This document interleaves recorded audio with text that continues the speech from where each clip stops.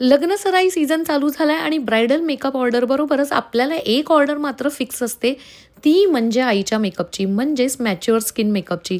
चला तर मैत्रिणींनो, आज या व्हिडिओमध्ये एक सुंदर असा मॅच्युअर स्किन मेकअप तुम्हाला मी शिकवते.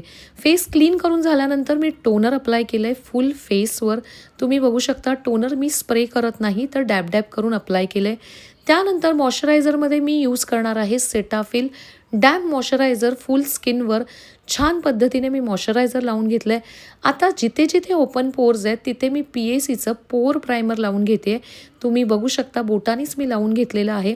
आता वेळ आलेली आहे कलर करेक्टिंगची. पिगमेंटेशन प्रॉब्लेम्स आणि छोटे छोटे जे पण मार्क आहेत ते मी ऑरेंज आणि डार्क ब्राऊन कलरनी दोघांनाही मिक्स करून घेतलं आणि मग त्यांचं करेक्टिंग करून घेतलं आहे. करेक्टिंगनंतर फाउंडेशन ॲप्लिकेशननंतर लक्षात ठेवा, मान छान पद्धतीने कवर करा, अदरवाईज फेस गोरा दिसतो आणि मान थोडीशी काळी दिसते, असं होता कामा नये. चला, फाउंडेशन अप्लाय करून झालेलं आहे. पावडर पॅकिंग करून घ्या. पावडरनी पूर्ण बेसला छान पद्धतीने लॉक करून घ्या. आणि आज मी तुम्हाला एक सिम्पल सोबर असा आय मेकअप पण सुद्धा शिकवणार आहे, जो तुम्ही मॅच्युअर स्किन मेकअपवरच नाही तर कुठल्याही सायडर मेकअपवर करू शकता, जो अगदी 2 मिनिटात होतो. बघा, मी पूर्ण आयलिडवर छान पद्धतीने म्हणजे क्रीजवरच लाईट ब्राऊन कलर अप्लाय करते. हे बघा, तुमचं ब्लेंडिंग खूप महत्त्वाचं आहे, त्यामुळे एक सॉफ्ट कलर ऑलवेज तुमच्या क्रीजवर एक सॉफ्ट कलर द्या. सॉफ्ट कलर झाल्यानंतर जी डेप्थ आहे तिथे मी डार्क ब्राऊन कलर अप्लाय करते. हे बघा, डार्क ब्राऊन कलर अप्लाय केल्यावर जो आउटर व्ही आहे तिथे मी अप्लाय केलेला आहे हलकासा ब्लॅक कलर, जेणेकरून डोळ्याला छान कॉन्टोरिंग येईल. आणि हो, जो आपला आयबॉल शेप आहे तिथे मी गोल्डन कलर अप्लाय केला आहे. खूप सिम्पल आणि सोबर आय मेकअप ठेवला आहे, पण हा आय मेकअप मॅच्युअर स्किनपासून सगळ्या सायडर्सना सुद्धा खूप सुंदर दिसतो. या आय मेकअपला म्हणतात ब्लेंडेड आयशॅडो. चला तर आता आयलायनर लावून घेऊया. डोळ्याच्या वर थोडेसे लूज स्किन आहे, क्रीजेस आहे, त्यामुळे लायनर लावायला खूपदा प्रॉब्लेम येतो. म्हणून बघा, मी कसं पकडलं आहे, थोडं स्ट्रेच करून पकडल्यामुळे माझं लायनर हे नीट अँड क्लीन मला लावायला येतं आहे.